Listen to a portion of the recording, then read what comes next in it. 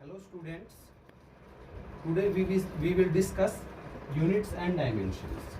Physics के अंदर जो फर्स्ट यूनिट के अंदर यूनिट्स एंड डायमेंशन है वो बहुत ही इम्पोर्टेंट चैप्टर है, बहुत ही इम्पोर्टेंट टॉपिक है। पूरी फिजिक्स के अंदर ये यूज होगा, हर कंपटीशन के अंदर इसके ऊपर एक क्वेश्चन आपको मिलेगा। हर कंपटीशन के अंदर बेसिक चीज़ें फिजिक्स की हम यहाँ से स्टार्ट करेंगे। अब तक हमने मैथमेटिकल टूल्स और physical world, definition of science और डेफिनेशन ऑफ फिजिक्स, ये हमने डिस्कस की थी। आज हम स्टार्ट करते हैं यूनिट्स एंड डायमेंशन। मीन्स हमारी फिजिक्स अब यहाँ से स्टार्ट एक तरह से होती है, जिसके क्वेश्चन हर कंपटीशन के अंदर पूछे जाते हैं। तो इसके लिए हमें सबसे पहले ज़रूरत है किसकी? फिजिकल क्वांटिटी की। कि फिजिकल क्वांटिटी होती क्या है।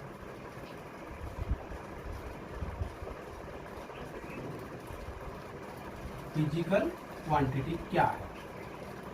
क्वांटिटी से हम क्या समझते हैं? जैसे मान लो हमने कोई चीज़ परचेज करनी है मार्केट से, सपोज हमें चीनी लेनी है, तो क्या कहेंगे हम? शॉपकीपर को क्या कहेंगे कि भाई 2 किलो चीनी दो। आलू टमाटर खरीदने हैं, 3 किलो आलू दो। तो ये सारी जो क्वांटिटी हैं वो क्या कहलाती हैं? फिजिकल क्वांटिटी कहलाती हैं, जिनको हम मेजर कर सकते हैं। जिनको हम क्या कर सकते हैं? मेजर कर सकते हैं। डायरेक्टली मेजर कर सकते हैं इनको, ठीक है। डायरेक्टली मेजर करेगा, आलू रखेगा किसके ऊपर? राजू पे, तोल देगा। तो जो भी क्वांटिटी जो मेजर कर सकते हैं हम डायरेक्टली या इनडायरेक्टली भी, जैसे हम ये कह दें कि अर्थ से लेकर के सन तक की दूरी कितनी है, तो उसको तो हम डायरेक्ट मेजर कर ही नहीं सकते। कर सकते हैं क्या? नहीं कर सकते।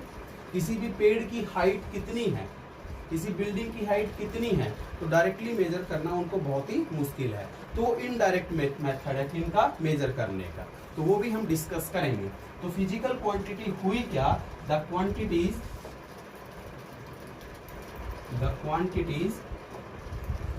which can be measured directly or indirectly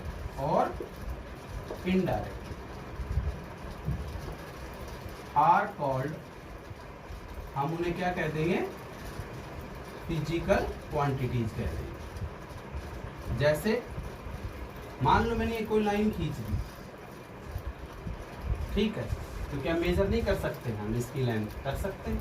suppose ये 5 सेंटीमीटर है या 10 सेंटीमीटर हो गई या नहीं हो गई, तो इसको हमने डायरेक्टली क्या कर दिया? मेजर कर लिया। तो जो लेंथ हो गई वो क्या हो गई? फिजिकल क्वांटिटी हो गई। ये दोनों चीजें क्या हैं बताओ? क्या है? मास। क्या कहते हैं हम इन्हें? मास। हम इन्हें क्या कहेंगे? मास कहेंगे। ये डिस्टेंस हो गई या नहीं हो गई? तो इनकी हेल्प से हम क्या कर सकते हैं? लॉज ऑफ फिजिक्स भी डिराइव कर सकते हैं। जैसे न्यूटन्स लॉ ऑफ ग्रेविटेशन लिखोगे आप, तो क्या लिखोगे? F is equal to Gm1m2 upon r²। तो एक लाइन और भी ऐड कर सकते हैं, क्या? कि in terms of which laws of physics are described, ठीक है। And in terms of physical quantities laws of physics are described. हम उन्हें क्या कह देंगे? Physical quantity. क्या फिजिक्स का लॉ नहीं है? इसके अंदर हमें सारी चीजों की जरूरत है। मास चाहिए, डिस्टेंस ये चाहिए, डिस्टेंस चाहिए, ठीक है। ये तो कांस्टेंट है। ग्रेविटेशनल जी क्या है? ग्रेविटेशनल कांस्टेंट है। या कोई भी दूसरा लॉ लिख दो। F इज इक्वल टू क्या लिख दिया? सपोज ma लिख दो। इसके लिए भी चाहिए मास भी चाहिए, एक्सेलरेशन भी चाहिए। तो ये सारी की सारी क्या है? फोर्स हो गया, मास हो गया, एक्सेलरेशन हो गया, ये सभी क्या है? फिजिकल क्वांटिटीज है, ठीक है। अब हमने मान लो ये लिखा m इज इक्वल टू क्या लिखा हमने? 2 किलोग्राम लिखा। तो ये क्या हुआ? ये मास हुआ। क्या हुआ? मास। जैसे सपोज आपसे पूछ ले किसी भी बच्चे का मास कितना है, तो क्या कह दोगे आप? क्या कहोगे कि सर मेरा मास सपोज कितना है? 40 किलोग्राम है। ये ध्यान रहे, मास और वेट दोनों अलग अलग चीजें हैं। यदि आपसे कोई वेट पूछेगा तो आप क्या कहोगे? वेट क्या होता है? वेट होता है क्या? mg। जी और लगेगा उसके साथ साथ। ठीक है, कभी भी अपना वेट ये नहीं बताना 40 किलोग्राम। 40 किलोग्राम क्या है, मास है। वेट बताओगे तो क्या लिखोगे, किसी बच्चे का वेट लिखोगे तो क्या लिखोगे, 40 किलोग्राम वेट और लगाना है उसके साथ। जैसे कोई भी बिस्किट का पैकेट है, चिप्स का पैकेट है, उस पे सभी पे लिखा आता है, ध्यान से देखना कभी भी। जैसे मान लो 40 ग्राम का है वो, तो क्या लिखा हुआ होगा वहां पे 40 ग्राम वेट, क्या लिखा हुआ होगा 40 ग्राम वेट। तो फिजिकल क्वांटिटी आपको समझ आई कि जिसको हम मेजर कर सकते हैं डायरेक्टली या क्या इनडायरेक्टली, वो क्वांटिटीज क्या कहलाएंगी, फिजिकल क्वांटिटीज कहलाएंगी। अब यहाँ इसके अंदर दो चीजें हैं, देखो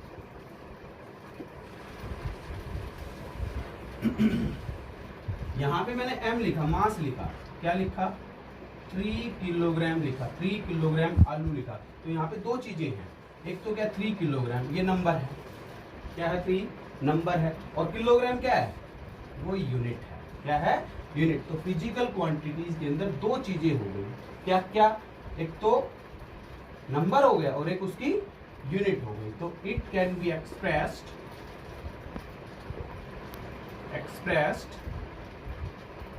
in number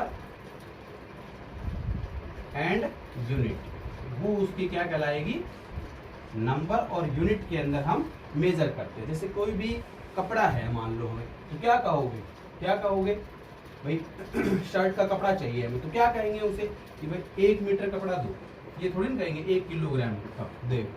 तो क्वांटिटी जब अलग हो गई तो उसकी यूनिट भी क्या हो गई, अलग हो गई। तो नंबर और यूनिट, एक क्या हो गया, नंबर हो गया, और वो क्या हो गई उसकी यूनिट हो गई, क्या हो गई यूनिट हो गई। ठीक है, तो यदि यूनिट चेंज हो, मान लो इसको क्यू से लिख दिया मैंने, क्वांटिटी को किससे लिख दिया, क्यू से, तो दो चीज हो गई, एक तो ये हो गया नंबर और ये उसकी क्या हो गई यूनिट। तो ये फिजिकल क्वांटिटी हुई। तो फिजिकल क्वांटिटी समझ आया, फिजिकल क्वांटिटी क्या है, जिसको हम मेजर कर सके, इतना ध्यान रख लेना आप, जिसको हम मेजर कर सके डायरेक्टली या इनडायरेक्टली, हम उन्हें क्या कहेंगे, फिजिकल क्वांटिटीज कहेंगे। और फिजिकल क्वांटिटीज की टर्म में ही फिजिक्स के लॉज हम क्या करेंगे, डिस्क्राइब करेंगे। और इसको कैसे लिख सकते हैं, नंबर और यूनिट। ये तो नंबर हो गया, एन क्या हो गया, नंबर हो गया, और ये यूनिट हो गया। मान लो मैं इसको ये लिख दूं, m इज इक्वल टू 3000 ग्राम, बताओ इन दोनों में फर्क है, 3000 ग्राम और 3 किलोग्राम में फर्क है, सर नहीं है, बट यहाँ तो नंबर तो चेंज हो गया। यहाँ पे नंबर कितना था, 3 था, यहाँ पे नंबर कितना हो गया, 3000 हो गया। 3 में 3000 में डिफरेंस नहीं है क्या, बहुत ज्यादा डिफरेंस है। बट किलोग्राम की जगह यहाँ पे क्या लिख दिया, ग्राम लिख दिया, किलोग्राम की जगह हमने क्या लिख दिया, ग्राम। तो इसको मान लो मैं Q1 लिख दूं, Q1 बराबर N1 U1, इसको क्या लिख दो, Q2 N2 U2, but quantity दोनों सेम है, क्वांटिटी क्या है, दोनों सेम है। तो Q1 बराबर क्या है, Q2। यूनिट के चेंज होते ही नंबर भी क्या हो गया, चेंज हो गया, बट जो मात्रा है, ठीक है, जो आलू की जो मात्रा थी वो तो इसमें भी उतनी आएगी और इसमें भी उतनी आएगी, चीनी इसमें भी उतनी आएगी, इसमें भी उतनी आएगी। तो ये क्या कहलाएगी, हमारी फिजिकल क्वांटिटीज है। क्या है ये, फिजिकल क्वांटिटी, जिसको हम डायरेक्टली या इनडायरेक्टली हम किसी भी क्वांटिटी को क्या कर सकते हैं, मेजर कर सकते हैं। वो क्वांटिटीज आपकी क्या हो जाएंगी, फिजिकल क्वांटिटीज हो जाएंगी। ये फिजिकल क्वांटिटी है। सपोज मैंने ये लिख दिया, एक एग्जांपल और लूं, ये डिस्टेंस हो गई AB, ये 1 मीटर है, कितनी है 1 मीटर। तो क्वांटिटी क्या हो गई, N1 U1, N1 क्या है 1, U1 क्या है, यूनिट क्या है मीटर, यूनिट क्या है मीटर, यहाँ पे M मीटर। ठीक है, अब इसी को मान लो मैंने 100 सेंटीमीटर लिख दिया, क्या लिख दिया, इसको Q1 मान लो, उसको Q2 क्या मान लिया 100 सेंटीमीटर। तो यहाँ पे N2 कितना हो गया, 100 हो गया, U2 क्या हो गया, सेंटीमीटर। ठीक है, तो कोई भी फिजिकल क्वांटिटी दो चीजों से मिल करके बनेगी, क्या, number and unit, number and unit. अब यूनिट क्या है, अब सबसे बड़ी बात आती है, लिखा है ना हमने यूनिट, क्योंकि सारा का सारा चैप्टर हमारा इसी के बेस पे चलेगा, किस पे, यूनिट्स और उसका डायमेंशन। डायमेंशन बाद में डिस्कस कर लेंगे, फिलहाल हम क्या करते हैं, यूनिट। अब देखो जब मैंने मास की बात करी तो यहाँ पे क्या लगा है, किलोग्राम या ग्राम, क्या किलोग्राम और ग्राम। और जब मैंने लेंथ की बात करी तो क्या लगाया, मीटर सेंटीमीटर, इस तरह से लगाया ना। तो जैसे ही क्वांटिटी चेंज हो जाएगी, यूनिट क्या हो जाएगी, उसके हिसाब से चेंज हो जाएगी।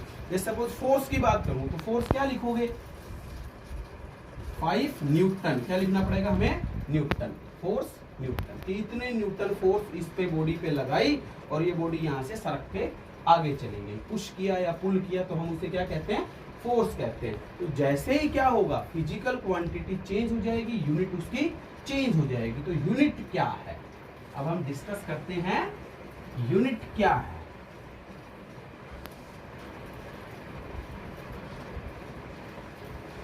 यूनिट किसे कहते हैं, यूनिट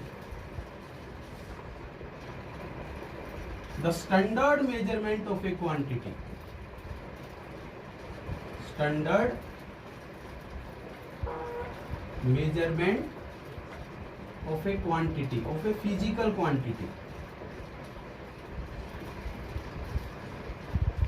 is called, हम उसे यूनिट कहते हैं, यूनिट, ठीक है। It refers to the standard measurement of a quantity, क्या कहलाएगा वो, यूनिट कहलाएगा, ठीक है। अलग अलग फिजिकल क्वांटिटी की अलग अलग यूनिट होगी, ठीक है। जैसे physical quantity change, unit change. जैसे सपोज मोमेंटम की बात करोगे तो मोमेंटम क्या होगा, P बराबर mv, यूनिट हो गई चेंज। ये किलोग्राम मीटर पर सेकंड, तो क्या आ गया, किलोग्राम मीटर पर सेकंड। फोर्स की मैंने डिस्कस करा। अभी स्पीड की बात करूंगा, अभी क्या किसकी बात करूं, स्पीड की। स्पीड क्या होती है, डिस्टेंस अपॉन टाइम, तो यूनिट नहीं हो गई इसकी, मीटर पर सेकंड। इसकी हेल्प से हमने, तो ये स्टैंडर्ड मेजरमेंट है, तो हम उसे क्या कहते हैं, यूनिट कहते हैं। तो डिस्टेंस हो गया, टाइम हो गया, मास हो गया, ये चीजें हो गई। अब एक बात बताओ, डिस्टेंस को क्या हम और टुकड़ा करके लिख सकते हैं, नहीं। टाइम का और कोई टुकड़ा लिख सकते हैं, नहीं। ये इंडिपेंडेंट। अब स्पीड किस पे डिपेंड करती है, बताओ, डिस्टेंस अपॉन टाइम, हो गई या नहीं हो गई। बट डिस्टेंस किस पे डिपेंड कर रहा है, किसी पे भी नहीं, इंडिपेंडेंट। टाइम किस पे डिपेंड कर रहा है, किसी पे नहीं, क्या है, इंडिपेंडेंट। तो दो तरह की हो गई यहाँ पे भी यूनिट। यूनिट क्या हो गई, दो तरह की। एक तो वो यूनिट्स जो किसी पे डिपेंड ना करे, और एक वो यूनिट्स जैसे मीटर पर सेकेंड है, वो डिपेंड कर रहा है, नहीं कर रहा, किस पे, डिस्टेंस पे और टाइम पे। तो स्पीड डिपेंडेंट हो गई, डिस्टेंस टाइम इंडिपेंडेंट हो गई। तो इंडिपेंडेंट क्वांटिटीज को, इंडिपेंडेंट यूनिट्स को हम क्या कहते हैं, फंडामेंटल यूनिट्स कहते हैं, बेसिक्स। फंडामेंटल का मतलब क्या होता है, basics, fundamental units. The units are independent. Fundamental units क्या होंगी, independent units, independent units और arbitrary units are fundamental units. या ऐसे भी लिख सकते हैं, the independent quantities, arbitrary quantities are called fundamental quantities, जो किसी पे डिपेंड ना करे। जैसे मान लो मैंने मास लिखा, किसी पे डिपेंड नहीं है। लेंथ लिखा, किसी पे डिपेंड नहीं है। टाइम लिखा, बेसिक ये तीन चीजें, ये तो तीन है ही है। डायमेंशन के अंदर ये तीन चीजें सबसे ज्यादा यूज होंगी, इनका ध्यान रखना है हमें, ठीक है। मास को किस में, किलोग्राम में। लेंथ को अभी अभी बताया, मीटर में। टाइम को सेकंड में, ठीक है। सबसे छोटी क्या है, सेकंड ही है। इसके बाद हालांकि मिनट भी होता है, आवर भी होता है, इस तरह से आर भी, डे भी होते हैं, ठीक है। ये सारे इसकी यूनिट्स हैं। बात करते हैं टेम्परेचर की, ये भी इंडिपेंडेंट है, फंडामेंटल यूनिट है। इसमें मेजर करते हैं केल्विन में, सुना होगा। डिग्री सेल्सियस में भी मेजर करते हैं। करंट लिखा मैंने, फंडामेंटल यूनिट है। किसमें मेजर करते हो, सभी सुना भी होगा, ठीक है। 10th क्लास के अंदर पढ़ करके भी आए हैं। करंट ओम्स लॉ के अंदर पढ़ा है, V = IR। तो करंट किस पे करंट, वोल्टेज करंट पे डिपेंड करके करंट फ्लो करेगा। इस तरह से करंट को हम किस में मेजर करेंगे, एम्पियर के अंदर। मास, लेंथ, टाइम, टेम्परेचर। एक होती है लुमिनस इंटेंसिटी। इसको याद रख लेना यदि नहीं सुना तो। इंटेंसिटी, इंटेंसिटी कैंडेला के अंदर इसको मेजर करते हैं। और एक है मैटर, मोल के अंदर, ये केमिस्ट्री में बहुत पढ़ोगे। ठीक है, तो कितनी हो गई फंडामेंटल यूनिट्स, कितनी हो गई 1 2 3 4 5 6 और 7। ये 7 जो हैं वो फंडामेंटल यूनिट्स है। फंडामेंटल दो और भी हैं जिन्हें हम सप्लीमेंट्री यूनिट्स कहते हैं। क्या कहते हैं? सप्लीमेंट्री। तो फंडामेंटल यूनिट्स समझ आए, इंडिपेंडेंट यूनिट्स जो किसी पे डिपेंड ना करें, और इन्हीं की हेल्प से हम कोई भी दूसरी यूनिट्स डिराइव कर सकते हैं। ठीक है, तो डिराइव्ड यूनिट्स को हम फंडामेंटल यूनिट्स की हेल्प से डिराइव करेंगे। बट फंडामेंटल यूनिट्स क्या है? इंडिपेंडेंट यूनिट्स है, इनको डिराइव नहीं कर सकते किसी की भी हेल्प से। तो वो क्या है? फंडामेंटल यूनिट्स है। एंगल आपने सुना, पढ़ा भी था, इसमें मेजर करते हैं। दो सप्लीमेंट्री यूनिट्स है, वो इन्हीं में फंडामेंटल यही है। सप्लीमेंट्री यूनिट्स ये फंडामेंटल यूनिट्स ही हैं। ठीक है, एंगल किसमें मेजर करेंगे? रेडियन में। ये मैंने बता दिया था पिछले वीडियो के अंदर। एंगल को किसमें मेजर कर दोगे? रेडियन के अंदर। ठीक है, और एंगल क्या होता है ये भी बताया था, दो लाइन ड्रॉ करी। ठीक है, तो ये पॉइंट ए से कहां चला गया? बी पे चला गया। इसने कितना यहां पे एंगल सबटेंड किया इन दोनों के बीच में, वो क्या कहलाएगा? थीटा। एंगल को किससे लिखते हैं हम? थीटा से। वो एंगल है। दूसरा है एक सॉलिड एंगल। क्या है? Solid angle.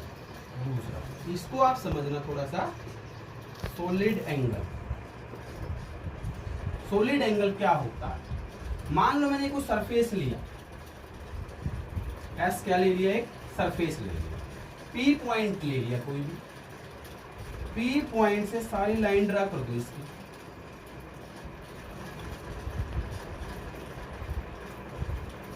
तो एक तरह से क्या बन गया? बताओ क्या बन गया? कोन बन गया। क्या बन गया? कोन। तो इस पॉइंट के ऊपर ये जो बन रहा है इसे ही हम सॉलिड एंगल कहते हैं। क्या कहते हैं इसे? Solid angle. ठीक है, ये 3D एंगल होता है। क्या होता है? 3D angle. सब एनक्लोज्ड बाय द एक जो कोन है वो कोन के द्वारा एनक्लोज्ड है। ठीक, एट द वर्टेक्स। इसे क्या कहते हैं? वर्टेक्स। ठीक है, या एपेक्स भी बोलते हैं। तो ये सॉलिड एंगल है। सॉलिड एंगल को ओमेगा से लिखा जाता है। It is denoted by omega. इस सिंबल का नाम है ओमेगा। ठीक है, इसका फॉर्मूला थोड़ा सा ध्यान रख लेना। जैसे एंगल का होता है ना arc length upon radius, angle का क्या होता है? Arc length upon radius. ठीक है, ऐसे इसका फॉर्मूला है ओमेगा से लिखते हैं इसका सरफेस एरिया डिवाइडेड बाय ये जो डिस्टेंस ली हमने आर, इसका स्क्वायर। और यदि स्मॉल आए, मान लो ds कोई सरफेस एरिया है, इसके ऊपर मैं ds मान लूं तो d ओमेगा हो जाएगा ds divided by R square. और इसको हम स्ट्रेडियन के अंदर मेजर करते हैं। Solid angle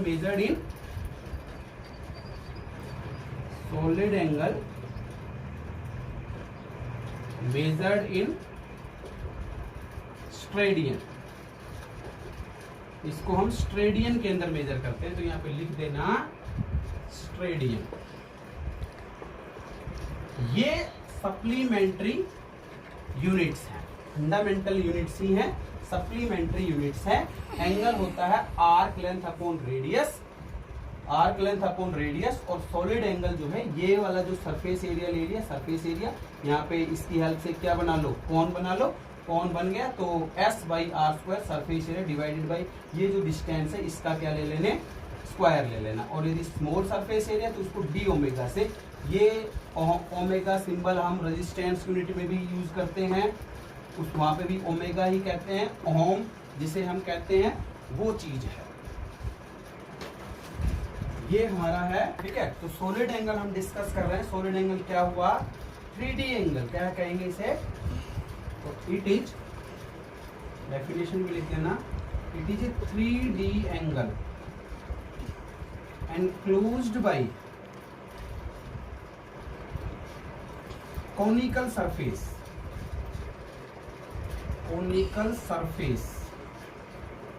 at the vertex या apex at the vertex। ठीक है, इसके ऊपर जो ये एंगल बनेगा उसे हम सॉलिड एंगल कहेंगे।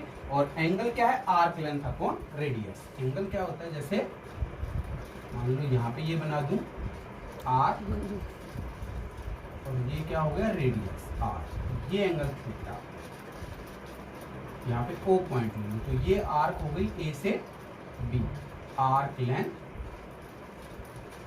Upon radius. तो एंगल हो गया आर्क लेंथ अपॉन रेडियस। ठीक है, डिग्री के अंदर मेजर करते हैं। डिग्री और रेडियन में मैंने रिलेशन बता दिया था, जैसे 30 डिग्री का होता है, 45 डिग्री का होता है, 60 डिग्री का होता है, इस तरह से। तो 1 डिग्री इज इक्वल टू होता है pi by 180 radian. 1 degree is equal to pi by 180 radian. ये हमारी फंडामेंटल यूनिट्स हुई। जो इंडिपेंडेंट यूनिट्स हैं, जो किसी पे डिपेंड नहीं करेंगी, वो हमारी फंडामेंटल यूनिट्स कहलाती है। अब जो डिपेंड करती है फंडामेंटल यूनिट्स पर, हम उन्हें कहते हैं डिराइव्ड यूनिट्स। ठीक है, नोट्स आप साथ साथ बनाते जाना, वीडियो को पॉज करके, क्योंकि मैं सारी चीजें यहाँ पे क्लियरली दिख रहा हूं। दूसरी चीज है derived units. The units which are derived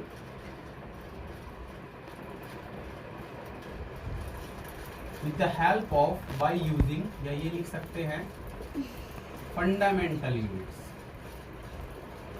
fundamental units की हेल्प से जो यूनिट्स डिराइव करी जा सके वो आपकी कहलाएंगी डिराइव्ड यूनिट्स। ऐसी यूनिट्स जो फंडामेंटल यूनिट्स की हेल्प से डिराइव करी जा सके। जैसे फॉर एग्जांपल स्पीड लिखा, क्या लिखा? Distance upon time. तो इसकी जो यूनिट है, अभी अभी लिखा था, लेंथ हो गया, डिस्टेंस हो गया, रेडियस हो गया, ये सभी क्या है? मीटर, सेंटीमीटर, इन्हीं में ही तो होती हैं। तो इसकी यूनिट क्या हो गई? इसकी हो गई मीटर, इसकी हो गई सेकंड। इसको क्या लिख सकते हैं? मीटर पर सेकंड, या ये भी लिख सकते हैं मीटर सेकंड की पावर -1 ऊपर चालू करके ये चला जाएगा। ठीक है, तो मीटर पर सेकंड ऐसे आ। तो ये डिराइव्ड यूनिट हुई। क्या हुई? ये डिराइव्ड यूनिट। फॉर एग्जांपल एक और ले लेता हूं, जैसे लीनियर मोमेंटम है। लीनियर मोमेंटम P से लिखते, क्या होता है? Mass into velocity. तो P बराबर क्या हो गई? m into. अब वेलोसिटी क्या है? वेलोसिटी क्या है? थोड़ा सा फर्क है। वेलोसिटी ये लिखते हो आप, displacement upon time. Shortest distance को हम डिस्प्लेसमेंट कह देते हैं। तो डिस्प्लेसमेंट भी क्या हो गई? वही यूनिट हो गई डिस्प्लेसमेंट। मान लो सीधा जाए, ए से सीधा बी गए, डिस्प्लेसमेंट हो गया। घूम फिर करके आ गए, क्या? डिस्टेंस हो गया। ठीक है, डिस्टेंस डिस्प्लेसमेंट बराबर भी हो सकते हैं यदि वो सीधी लाइन के अंदर जाएंगे। तो यूनिट तो वही हुई, क्या? मीटर पर सेकंड। वेलोसिटी की हो गई। तो इसकी यूनिट लिखोगे तो क्या लिखोगे? मास। मास अभी लिखा था हमने, किलोग्राम। मास क्या लिखा? किलोग्राम। और वेलोसिटी क्या हो गई? मीटर पर सेकंड। किलोग्राम मीटर पर सेकंड। इसको ऐसे लिख लो, किलोग्राम मीटर पर सेकंड। तो ये क्या हो गई? डिराइव्ड यूनिट हो गई। तो डिराइव्ड यूनिट को हम डिराइव कर रहे हैं। देखो, डिराइव कर रहे हैं, डिराइव का मतलब निकाल रहे हैं। ठीक है, डिराइव कर रहे हैं। किसकी हेल्प से डिराइव कर रहे हैं? फंडामेंटल यूनिट्स की हेल्प से डिराइव कर रहे हैं। किसकी हेल्प से? फंडामेंटल यूनिट्स की हेल्प से। जो भी फिजिकल क्वांटिटी हम डिराइव करेंगे वो डिराइव्ड यूनिट्स कहलाएंगी, और जो क्वांटिटीज हो जाएंगी इनसे रिलेटेड, वो आपकी हो जाएगी डिराइव्ड क्वांटिटीज। क्या हो जाएगी? Derived quantities. तो ये क्या हुई? हमारी डिराइव्ड यूनिट्स हो गई। और भी एग्जांपल ले सकते हैं, जैसे सपोज एक्सेलरेशन ले लूं। यहीं पे एक्सेलरेशन भी आप जानते हैं थोड़ा बहुत। एक्सेलरेशन यदि ले लूं, एक्सेलरेशन होता है हमारा change in velocity upon time. तो वेलोसिटी अपॉन टाइम। तो वेलोसिटी तो यहां से निकाले ना हमने, देखो यहां से निकाल रखी है। क्या है, डिस्प्लेसमेंट अपॉन टाइम मीटर पर सेकंड है, तो यहाँ पे लिख दिया ना मैंने मीटर